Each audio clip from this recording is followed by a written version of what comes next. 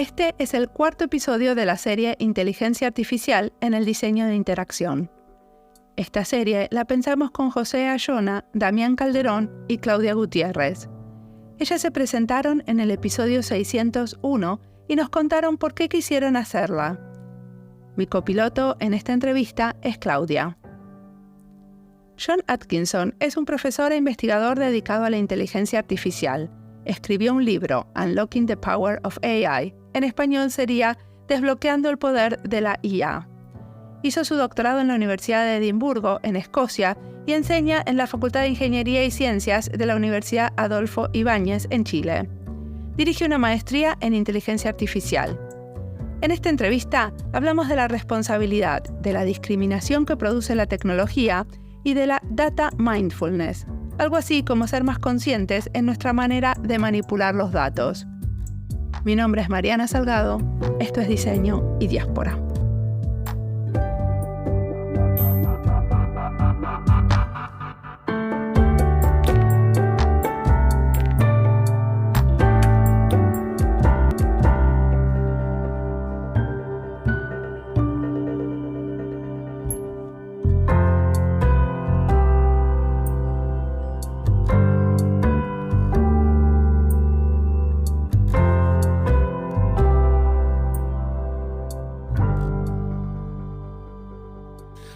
Mi nombre es Jon Atkinson, soy profesor titular de la Facultad de Ingeniería y Ciencias de la Universidad Adolfo Ibáñez, acá en Santiago de Chile.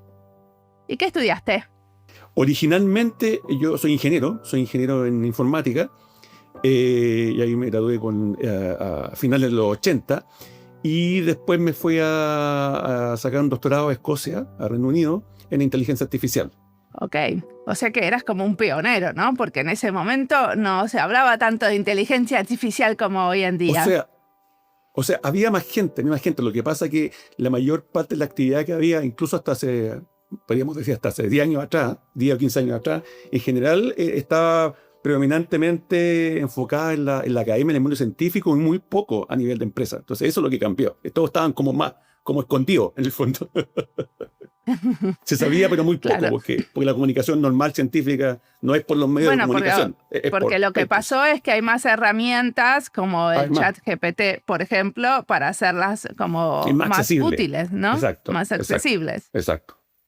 Entonces, dirigís una maestría, ¿no? En inteligencia artificial. Exacto. En Chile. Exacto. ¿Y quiénes son tus alumnos? Ahí llega primero, es una maestría que, a diferencia del resto de lo que se acostumbra aquí en maestría, es una maestría profesional. O sea, va dirigida el público, la audiencia es gente que trabaja en empresas, es el requisito. Y las especialidades son prácticamente todas las que a uno se le pueden ocurrir, porque el tema es bastante transversal. Entonces tenemos desde ingenieros, por lo menos en el primer año, hemos tenido también diseñadores, abogados, médicos, especialistas en general, digamos, y todas las ramas de la ingeniería y matemática, digamos. ¿Y qué hacen los alumnos? ¿Generan herramientas también? Es un poco combinado, porque no es la idea, como en una maestría profesional, no es la idea que generen investigación, desarrollo y generen papers científicos, que hagan sus propias cosas, porque gran parte de la audiencia que tenemos está en cargo medio ejecutivo, medio de liderazgo de proyectos, de gerencia tecnológica. Entonces a ellos no les interesa, obviamente, meter las manos 100%, pero sí entender la tecnología y sí hacer una bajada un poquito de cómo se puede usar. Pero también tenemos perfiles en que lo que quieren es meter más las manos. Entonces lo tenemos un poco combinado en el fondo, entre lo teórico-práctico en el fondo. Ok, ¿me das ejemplos concretos de cosas que se han hecho tus alumnos? Por ejemplo, depende del rubro del cual provenga. Obviamente, si provienen, por ejemplo, de la banca, muchos de la banca están trabajando en cómo tú puedes contame aplicar... algo de salud, contame otra cosa. Ya, la banca ya sabemos lo que hacen. Pero banca, ¿tú sabes lo que es el trading? ¿El qué? ¿El trading financiero? Trading, sí. Ya, eso ahora se puede hacer en forma automática. Tú tienes sistemas que negocian por ti, toman decisiones por ti y después te recuperan lo que ganaron. Eso es uno de los trabajos que ellos han hecho. Hay temas en salud que han trabajado en temas de diagnósticos médicos o de clasificación de diagnósticos médicos.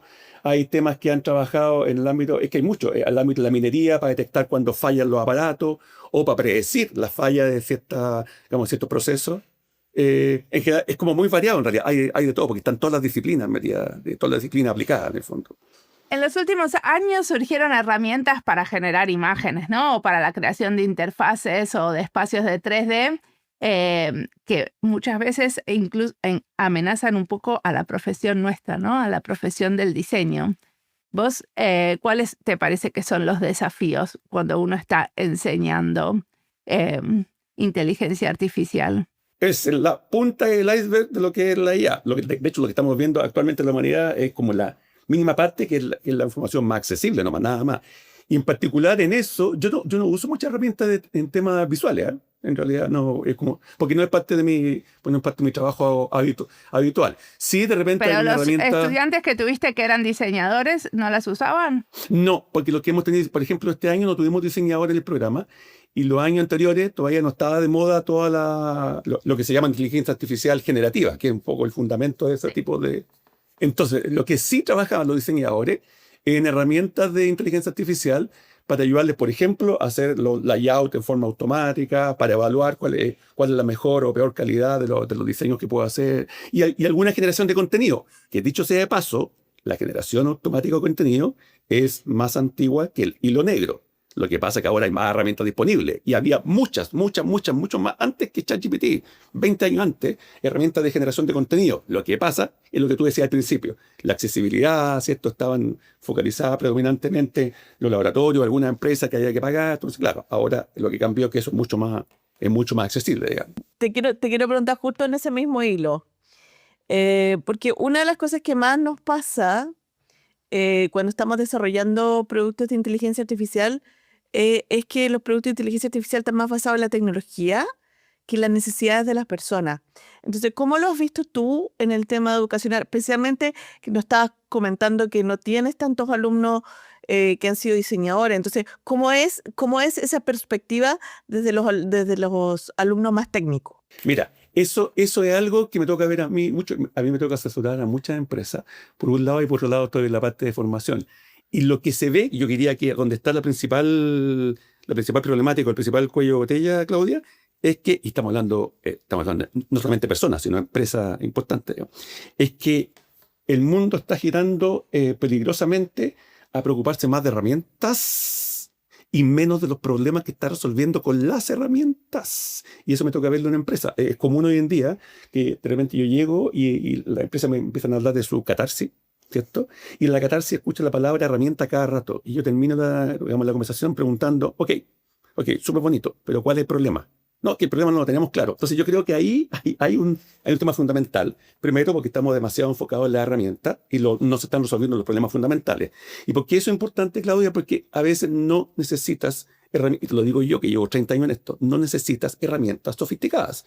A veces la solución es mucho más simple que la que uno piensa, pero cuando estás demasiado fijado, ¿cierto? Obsesionado con que hay que tener tal herramienta, claro, se te empieza a complicar la vida porque hay herramientas que tienen límites, hay herramientas que tienen restricciones. Y no todo te puede resolver en color de rosa todo lo que tú quieres. Entonces, hay mucho, yo creo que se debe hacer en cómo abordas los problemas donde la IA o otro tipo de tecnología son herramientas. Parece que fuera súper obvio lo que estoy diciendo, pero yo en la empresa que asesoro no es tan obvio. O sea, lo ven todavía como un fin y no como una herramienta.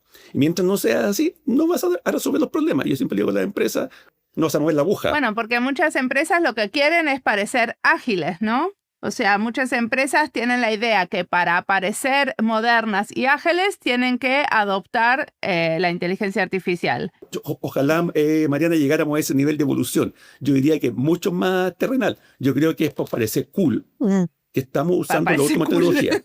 Cool. Nada más. Ojalá fuera ágil, ojalá llegáramos a ese. Pero yo por lo menos en todo este tiempo no he visto eso. Moda. ¿Y entonces qué hacen? Porque seguramente no les gusta un consultor como vos que les diga, no, entonces... Yo lo he hecho. De hecho, mira, te voy a dar un ejemplo concreto. Hace una semana me llamaron otras empresas y el discurso parte así. Sí, lo que pasa es que te llamamos porque mi jefe dijo que teníamos que colocarle IA a lo que estamos haciendo, pero no sabemos qué. Le dije, ok, hasta luego. Chao, llámame cuando tengan claridad del problema. No puedes hacer eso, digamos, porque por lo demás, en el momento posterior, que si tú te metes en eso, pues, es un tema de responsabilidad también, que te puede pasar la cuenta a ti, que te metes y alguien te evalúa y dice, no, yo lo hizo re mal, pero obvio, pues, ni siquiera tú tenías claridad cuál es el problema, difícilmente vas a saber cómo medirlo. Más bien. Entonces, yo creo que eso pasa y yo creo que está condenando en algo súper peligroso.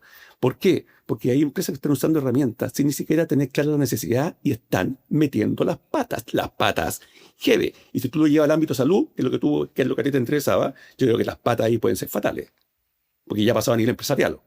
Claudia. Sí, no, yo te lo preguntaba un poco por eso, John, porque a mí me toca, yo estoy en la parte más del diseño de IA Ajá. y no del diseño usando solamente la herramienta, sino el diseño de productos de IA. Exacto. Y me toca ver mucho eso, que hay un tecnocentrismo, igual como lo mismo que pasó hace 25 años, 30 años cuando partió la web, que la web, Sí. todas las web eran feas, cero centradas en el usuario. Hoy día creo que estamos en el mismo punto en que efectivamente estamos desarrollando aplicaciones de inteligencia artificial como chatbots, por ejemplo, Ujú. sin que sean efectivas, Exacto. sin que sean útiles, solamente por la moda de tenerlo. Entonces, ¿cómo recae?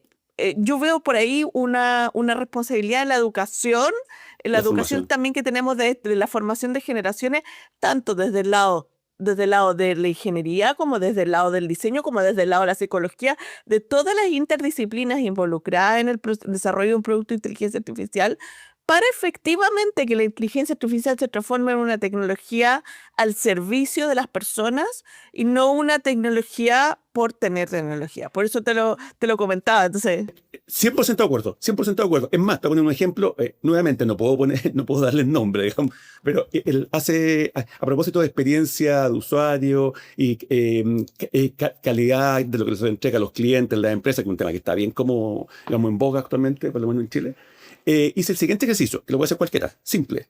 Eh, Extraje información, yo manualmente me refiero, de la empresa, especialmente el mundo retail, que es donde hay una cantidad de quejas más o menos importante aquí en Chile. Extraje información sobre las tecnologías que ellos proveen y las cuantifiqué. Luego, porque soy mal pensado, lo que hice yo, bueno, a lo mejor Mariana no sabe, pero tenemos una institución nacional que se llama el Servicio Nacional del Consumidor, que se supone que apoya, ¿cierto?, y protege al consumidor. Se supone, a veces es medio complicado, pero bueno, y me fui a ese servicio que se llama el CERNAC, Servicio Nacional de Apoyo al Consumidor.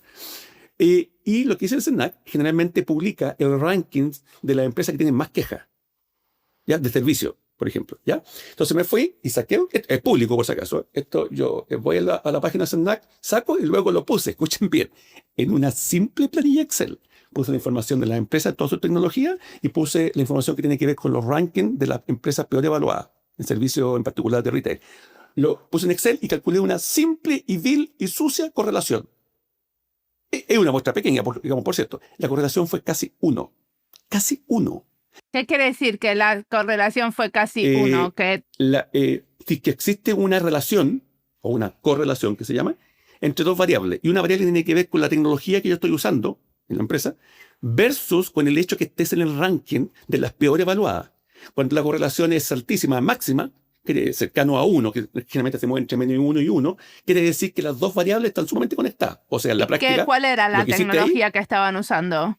o sea, toda la tecnología que ellos dicen que te ponen a disposición del cliente.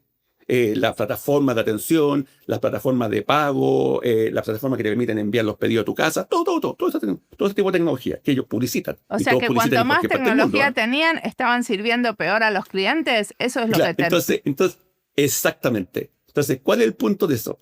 Cuando la gente empieza a decir, no, que pero no puede ser, como estamos poniendo toda la tecnología, y ahí llegó el punto que hacía Claudia. Sí, pero no está poniendo el foco donde corresponde. No sacan nada con comprar y tener toda esta tecnología y publicitarla, reitero, sea IA o no. Puede ser una simple aplicación de celular. Pero no sacan nada si la percepción del cliente sigue estando en que tú no estás dando servicio porque no te estás enfocando, en particular en el caso del retail, la logística última milla que se llama. Ahora ya nos dijiste varias veces las cosas que están funcionando mal. Ahora, ¿para qué sirve y qué cosas sí puede resolver la inteligencia artificial? ¿En qué casos vos sí le dirías cuando estés haciendo una consultoría, esto sí lo podemos resolver? Ya, voy a decirlo de la forma más simple posible. Si tú, para el problema que tenga, independiente cuál sea, en cualquier dominio, tú eres capaz de construir, entre comillas, una receta de cocina de los pasos a seguir para resolver el problema, si tú puedes hacer eso y esa receta de cocina no te va a cambiar mucho o no te va a cambiar, significa que no necesitas ninguna tecnología sofisticada ni menos IA. Quiere decir que lo puedes hacer con un sistema de automatización convencional, con un programa computacional común y corriente. Los problemas se empiezan a dar cuando tienes problemas en general transversales, en los cuales esa receta ya no te sirve porque, uno, tú no la conoces, no tienes claridad de cuáles son los pasos a seguir, los pasos te cambian muy rápido, o las decisiones dependen mucho de conocimiento humano. Si pasa ese caso, entonces pasa al siguiente nivel, que es, necesito otra tecnología sofisticada. Pero si tú puedes construir esa receta de cocina, por decirlo en simple, Mariana, no necesitas IA. Para todo el resto de los problemas complejos, puede que se justifique, eventualmente. ¿Ya? ¿Fijas? Eso diciéndolo en simple. ¿Ya? El problema es que la mayor parte de la empresa ese análisis no lo hace. Se salta toda la parte que se llama diagnóstico o análisis de los procesos. Y a ver, veamos cómo estamos ahora. ¿Qué es lo que estamos haciendo? ¿Realmente se justifica esto? Puede que no, porque puede que yo sí tenga recetas de cocina. Por tanto, estaría matando una pulga con una planadora. En el fondo, que eso me toca verlo harto. Y no, lo que yo te quería preguntar, John, es ¿qué responsabilidad han tenido las empresas de inteligencia artificial y las empresas de tecnología en general en hacer que esas recetas de cocina parezcan más IA que efectivamente recetas de cocina? Porque yo creo que hay una responsabilidad del mercado. Wow, Estoy sí. yéndome a un tema bien peliagudo, pero yo Sí. creo que hay un poco de responsabilidad del mercado, no un poco, mucha responsabilidad del mercado en no hacer que, o sea, a mí me parece, por ejemplo, que los algoritmos sean una caja negra en inteligencia artificial, es una responsabilidad de las empresas y que evidentemente es una responsabilidad de algo que están haciendo aposta. Entonces, ¿cuál es tu visión de eso? Porque es más fácil no educar, es más fácil oscurecer el mercado para que el mercado parezca algo obscuro. ¿Y qué responsabilidad tenemos nosotros también, como divulgadores científicos, como expertos en estas tecnologías? Sí, diste con el punto central y que, como decías tú, es súper sensible, digamos, súper sensible, porque efectivamente, a ver, si uno lo mira desde el punto de vista más internacional, no podemos no pensar en algo geopolítico, que hay demasiado interés en quién lidera la carrera de esto en el mundo. Eso no podemos obviarlo. Y al liderar la carrera, tú lo que empiezas a hacer, lamentablemente, es amplificar y generar muchas veces necesidades artificiales donde no existe. Y eso pasa por cosas tan concretas como la que tú decías, que empieza a tratar de imponer algo que hay que usarlo siendo que en realidad no se justifica. Entonces, en primer lugar, efectivamente, las grandes empresas de alta tecnología tienen una responsabilidad, digamos, inherente, ¿ya? Porque además tienen que tratar de vender, que está bien, todos quieren vender, está bien, pero el tema es cómo se hace. ¿Qué Pero por tipo otro de lado, también, empresas, Claudia, por tiene mucho que ejemplo? ver ¿A qué tipo de empresas te estás todas las que mencionaba Claudia que están desarrollando altas tecnologías de inteligencia artificial, que son las grandes, digamos. No los nombres, pero son las grandes que uno escucha, generalmente las norteamericanas, digamos. ¿Ya? Y, La que tú usas el mail, la que tú usas el por ejemplo, buscador, es que creo que- por ejemplo. todas esas grandes. todas esas grandes, estamos hablando que tienen musculatura internacional, que pueden hacer lo que quieran, etcétera, etcétera. Y por otro lado, lo que tú decías, Claudia, tiene toda la razón y un poco es como el rol nuestro, también alfabetizar, educar y formar a la gente. Porque claro, yo te puedo estar amplificando, te puedo estar, entre comillas, mal guiando, lo que sea, ok, pues yo voy a hacer lo que quiera. Pero otra cosa es lo que está pasando digamos, en la otra dimensión. O sea, pero yo también tengo que estar informado para darme cuenta si realmente es una necesidad real, lo que me están diciendo existe o en realidad lo están amplificando porque me quieren vender. Y la mayor parte de las veces es una responsabilidad compartida. Mira, me toca ver empresas que dicen, sí, que esto nos vendió, es que nos vendió tal vendedor esto, y le creí. Pero compadre, pero no te preguntaste a alguien más que te asesorara. Que nosotros no sabemos. Bueno, pero por lo menos si no sabes, puedes preguntar. Entonces yo creo que hay responsabilidad que es compartida, digamos. Tanto las grandes como también de los usuarios que tienen que alfabetizarse. Y ahí la responsabilidad nuestra también es alta, digamos, desde un punto de vista de alfabetización. Pequeño obstáculo. Y la alfabetización tampoco es tan simple, porque muchas cosas que están pasando actualmente se parecen tan reales, hasta cuando tú le dices a alguien, no, eso es falso, o eso está un poquito engañador, pero ¿cómo? Si es tan real, lo estoy viendo. No, eso está manipulado. Entonces, a veces la gente tiene estos sesgos mentales que le cuesta como procesar y darse cuenta que no todo lo que estás viendo o lo que estás leyendo es real. Bueno, pero parte de la alfabetización que vos haces pasa en las aulas con tus alumnos, pero parte de esa alfabetización también está pasando cuando tenés el rol de consultor, ¿no es cierto? Y trabajas para empresas. Exacto. De hecho, me ha tocado, yo sé que esta parte es complicada, porque si alguien es consultor y me escucha lo que hago, solamente decir, chuta, si lo sigo haciendo así voy a quedar sin trabajo, digamos. Mira, me ha tocado muchas veces que me llama empresa, me cuenta el problema, cuando efectivamente tiene alguna claridad del problema, y me dice, queremos ocupar tal herramienta o tal tecnología para resolver el problema. Yo le digo, no podemos hacer eso. ¿Por qué? Porque si haces eso te vas a arriesgar para que al cliente eventualmente le pueda generar información falsa y eso te puede costar la vida, te pueden demandar.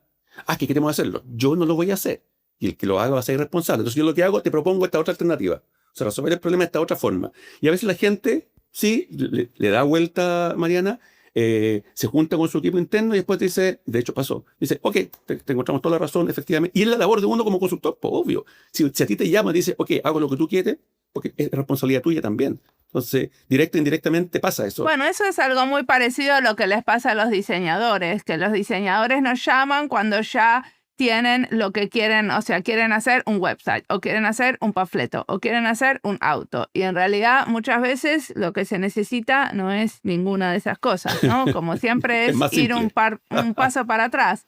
Y que es necesario ese paso para atrás para entender, para hacer algo razonable. Porque no se hicieron los pasos anteriores para llegar a una solución que sea razonable en ese contexto. Yo creo que es similar a mi experiencia. Lo que les pasa a ustedes en el ámbito de diseño no es muy diferente a lo que pasa en los otros ámbitos. Digamos. Yo creo que se mantienen los mismos problemas. En el fondo son diferentes instancias. La filosofía es exactamente la misma, con las mismas dificultades. No, y yo quiero agregar ahí algo que creo que tenemos más responsabilidad diseñadores, Mariana, porque hoy día además está cambiando nuestra materia prima de diseño porque las nuevas interfaces van a ser de datos y los diseñadores no tienen conciencia, los profesionales en general, no tienen conciencia de que nosotros mismos somos máquinas de datos y de que el problema es ya no solamente diseñar la interfaz, sino que ver qué tipo de datos van a salir en esa interfaz, de dónde vienen esos datos, cómo son controlados, cómo son regulados, cómo el usuario se relaciona con esos datos, porque eso también va generando una educación al usuario final. Entonces yo creo que igual, para mí personalmente, el rol nuestro de los diseñadores va a empezar a cambiar con estas tecnologías porque efectivamente, más allá de los píxeles, ahora vamos a tener que empezar a trabajar con datos. Yo ando justo ahora en una conferencia en Valdivia y ayer hice un taller de un nombre bien extraño que le puse que es Data Mindfulness, de cómo nos hacemos responsables de nuestra propia data y me tocó observar que toda la gente que trabaja en datos ni siquiera es consciente de cómo son ecosistemas de datos los mismos seres humanos. Y eso es bien impresionante porque no solamente somos una presencia física, sino que somos una presencia de datos. Y eso va a cambiar el panorama y yo creo que personalmente creo que eso no hay conciencia y tenemos que ir un poquito para allá. No sé cómo lo ven. Sí, 100%. 100% claro. Yo creo, por eso te digo, yo creo que yo te escucho y si le cambio, le saco el nombre de diseño y lo aplico a otro ámbito, es exactamente lo mismo. Es cambiar el nombre y pasa exactamente las mismas cosas acá. Entonces, efectivamente es así. ¿Y qué tipo de trabajos haces con los alumnos para que tomen más conciencia de hacer justamente algo que tenga sentido para este mundo? Bueno, primero, yo lo que hago, y voy a dar un ejemplo con lo que pasó el año pasado, cuando empezó a explotar el mundo de ChatGPT y todas estas cosas. Va a parecer súper obvio lo que voy a decir, pero en general no se hace porque implica más trabajo. Hacerlo pensar, hacerlo razonar y hacerlo fundamentar y analizar lo que están haciendo antes de responder. Y te lo voy a decir de la siguiente forma. El año pasado él iba a tomar una prueba, como a mitad de año, ya había explotado ya lo de ChatGPT, y en un curso que tiene que ver con lo que está debajo de esta herramienta que es el tema del lenguaje que yo manejo, digamos mi área de especialidad dentro de IA es el manejo del lenguaje. Entonces llego la prueba en papel, se las pasé, entonces me dijeron, profesor, eran como 50 estudiantes, me dijeron, profesor, ¿podemos usar el material, la clase, internet? Sí, todo lo que quieran. Y al minuto salta alguien y dice, ¿y podemos usar ChatGPT? O sea, cazarrero, cuchillo, palo, por supuesto, usen todo lo que quieran. Y de repente, cuando se empezaban a poner felices, yo les dije, pero pequeño detalle, ChatGPT de vez en cuando genera información falsa. Entonces un chico se rió, me dijo, sí, porque usted es profesor y usted nos va a decir cuando haya información falsa, lo va a corregir, ¿cierto? Ja, ja, ja. No, usted va a tener que responder y justificar y fundamentar, razonar, por qué diablos generaron una respuesta o por qué diablos generaron otra. Y esto que partió no era un experimento social, yo no lo tenía contemplado. ¿En qué terminó? Raya para la suma. Terminó el tiempo de la prueba. Adivinen cuántas personas usaron ChatGPT. 0. Huevo. Cero. ¿Por qué? Porque era más, desde el punto de vista de carga cognitiva, ellos compararon y dijeron, oye, si uso esta herramienta, me van a exigir más, voy a tener que razonar, y eso es más complicado, y si no la uso, hago lo que quiero. Nadie lo usa. Entonces, esas son cosas que están pasando de repente, digamos. Quizás sí, yo promuevo a esto, que usen herramientas, todo lo que quieran, pero también que ellos pueden razonar, darles desafíos, e incluso me ha tocado que a veces no me ha ido bien, porque cuando les complico más, en términos de los problemas, después me acusan en la encuesta docente que lo hago pensar. O que fue muy complicado, digo, pero para un poco, tienes toda la herramienta a tu disposición, tenés internet, tenés herramientas de diálogo, lo que sea, lo mínimo que yo tengo que hacer, por lo menos en la pirámide de Bloom, es pasar al siguiente nivel, te tengo que exigir más. Pues. Bueno, y eso yo creo que es una de las formas que en el fondo se debería hacer, lo que pasa es que eso implica más trabajo, y uno generalmente es cómodo, y repite cosas previas, etcétera, etcétera.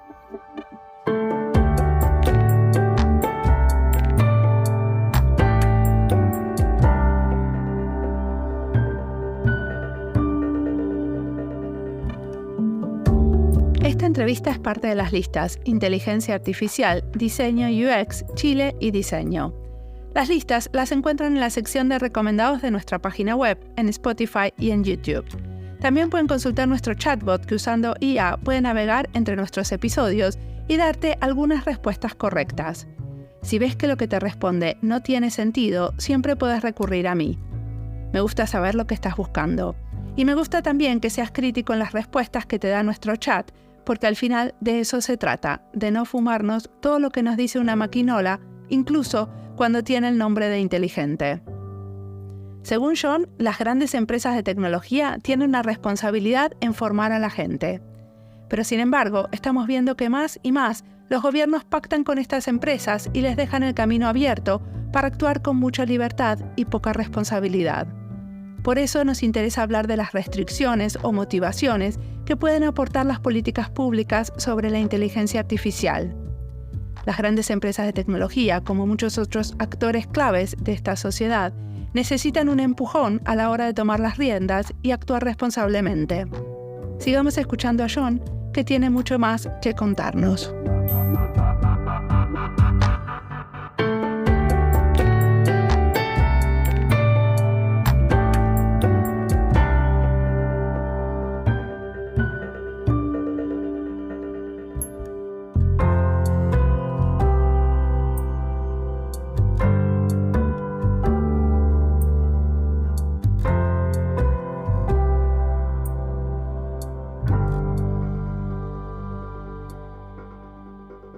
¿Qué te imaginas o qué te gustaría que te pase en el futuro con el desarrollo de las herramientas basadas en inteligencia artificial?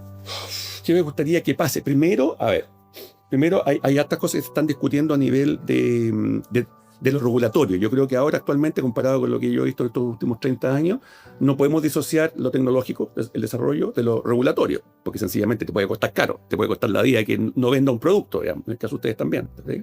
Eso por un lado. Y por otro lado, dentro del aspecto regulatorio, yo creo que lo que hay que pensar es que el uso, lo voy a tratar de simplificar al máximo, el uso sea lo más responsable desde el punto de vista de la utilización de herramientas. Ese uso responsable en empresas, organismos públicos, la verdad, que no lo he visto mucho hasta ahora. Hasta ahora está como una explosión de que todos quieren estar, pero yo calculo que en algún momento eso va a tender a estabilizarse y la gente va a empezar a pensar más, ok, hagámoslo racionalmente, pensemos si nos sirve, pensemos si estamos resolviendo un problema.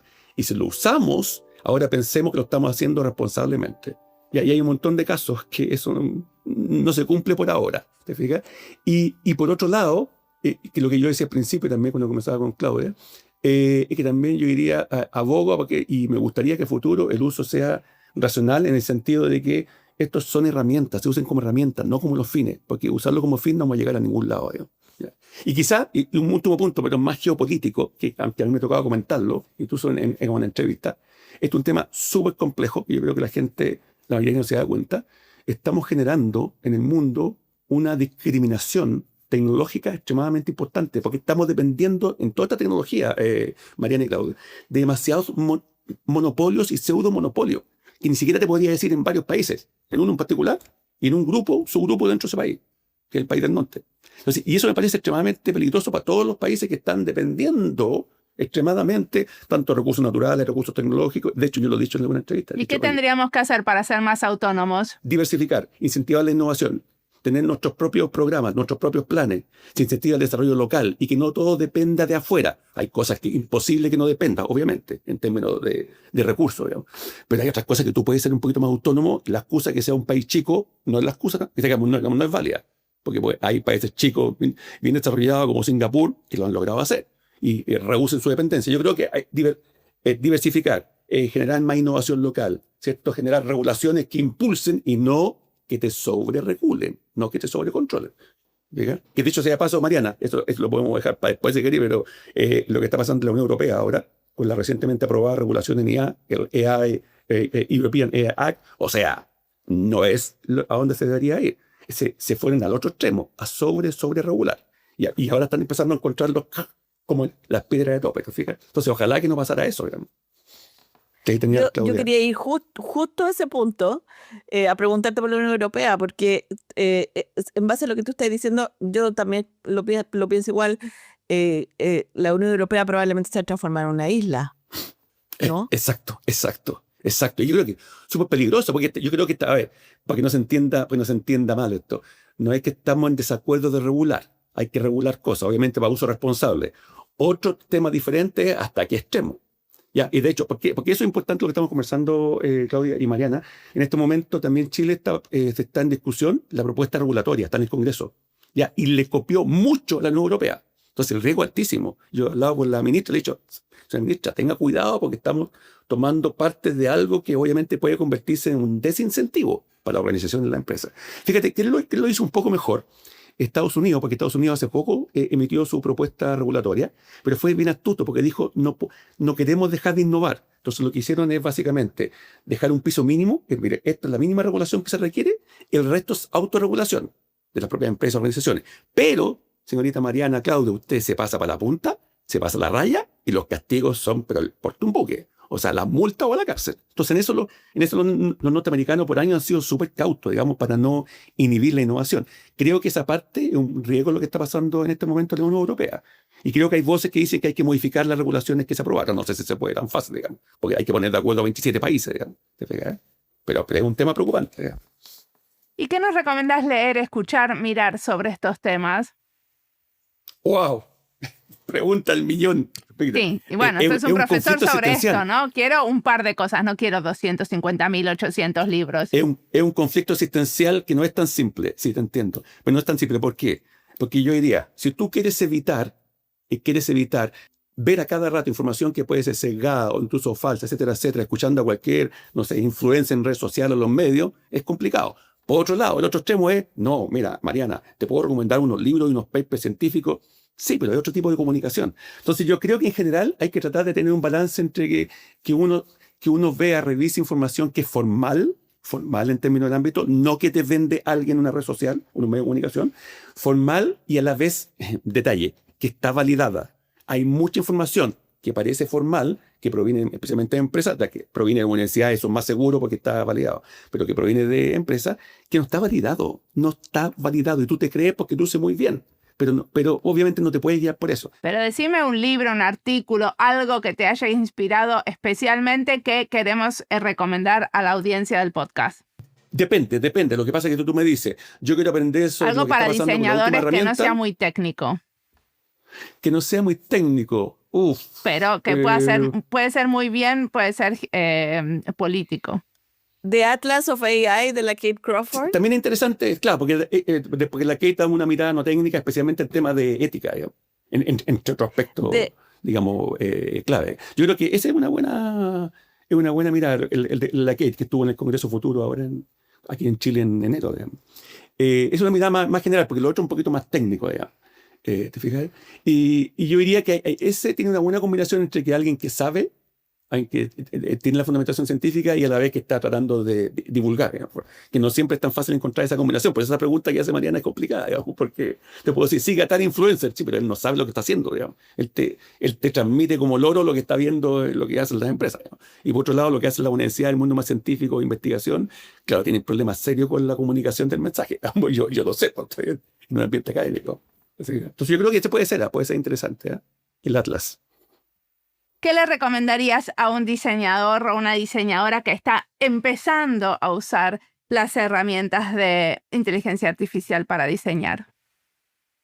La respuesta que te voy a dar es totalmente hereje, Dale. políticamente incorrecta, y tiene todo lo negativo que tú te puedes imaginar. Bueno, la Lo que yo acepto. diría, no solamente para un profesional de diseño, sino un profesional en general, por favor, piense el problema que está tratando de resolver. Y luego analice el espectro de herramientas que están disponibles, y algunas van a ser IA y otras van a ser, puede que sean cosas más simples. Yo soy ingeniero, y a mí me han enseñado siempre que yo puedo abordar problemas complejos, pero la solución no tiene por qué ser compleja. La solución puede ser súper simple. Puede ser casi como una regla que lo hace con una macro Excel. Entonces, yo creo que el principal consejo es concentrarse en el problema que tienen que resolver, porque si no, lo que uno empieza a hacer es generar un sesgo mental y que empieza a tratar de convencerse de que una herramienta es la adecuada sin ni siquiera tener claridad de cuál es el problema que estoy abordando. Eso lo recomiendo a un montón de gente que lo primero que hace es pensar en herramientas, y lo primero que le pasa, fracasa. Porque al final no tiene claridad qué diablo es lo que estoy tratando de resolver, digamos. De hecho, dicho sea de paso, en la maestría que comenzamos a conversar al principio, una de las cosas que tienen que hacer los estudiantes de toda la disciplina, toda esto transversal, es hacer sus proyectos de tesis que son aplicadas a la industria.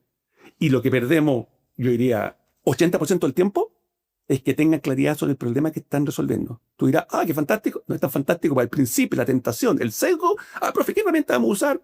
Yo los cacheteo. No, compadre. No, olvídate, eso al final. Piensa, invierte el tiempo ahora, porque te va a ahorrar tiempo después. Y yo creo que los resultados han sido buenos desde ese punto de vista. Lo que estoy diciendo entonces es lo mismo que estamos aplicando aquí a la maestría. En el fondo, decirle concéntrese en el problema, y después le van a aparecer en forma natural posibles herramientas que uno puede usar para resolverlo. Pero si no tiene claridad y empezáis al revés, Mariana, yo creo que vas derechito al fracaso en el fondo. Por lo menos desde el punto de vista de tener resultados palpables, reales, que evidentemente te expliciten que hay una mejora. Porque si no entiendo el problema y no entiendo cómo evaluar, aunque use la herramienta que sea, me resulta difícil pensar que alguien va a mejorar algo, digamos. Entonces, un comentario que yo, un tip que hago en general y que lo aplicamos siempre en el fondo. Buenísimo. Bueno, muchísimas gracias por la entrevista, John. Gracias a ustedes, Mariana y Claudia.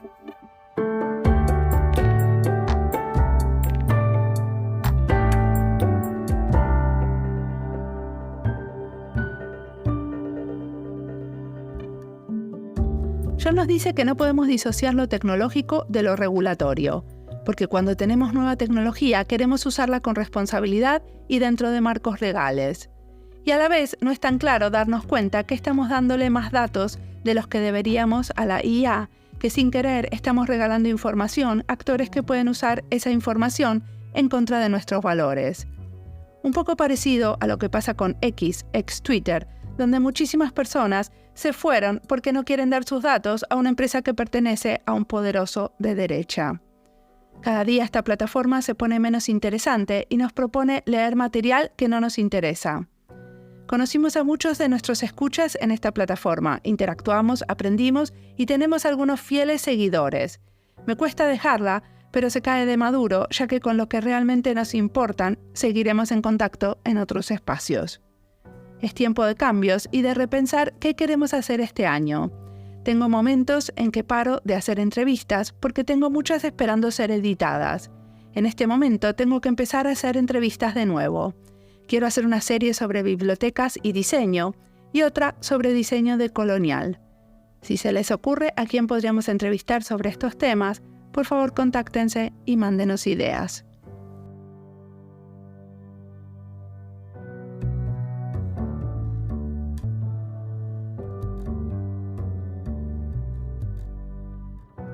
Como siempre, la música del podcast es de Antonio Zimmerman. El diseño de sonido es de Andy Fechi. Este podcast está publicado con licencia creativa común con atribuciones. Esto fue Diseño y Diáspora. Pueden seguirnos en nuestras redes sociales en YouTube, Instagram, Twitter y Blue Sky o visitar nuestra página web diseñoydiaspora.org. No olviden recomendarnos y recomendar nuestros libros. Nos escuchamos en la próxima.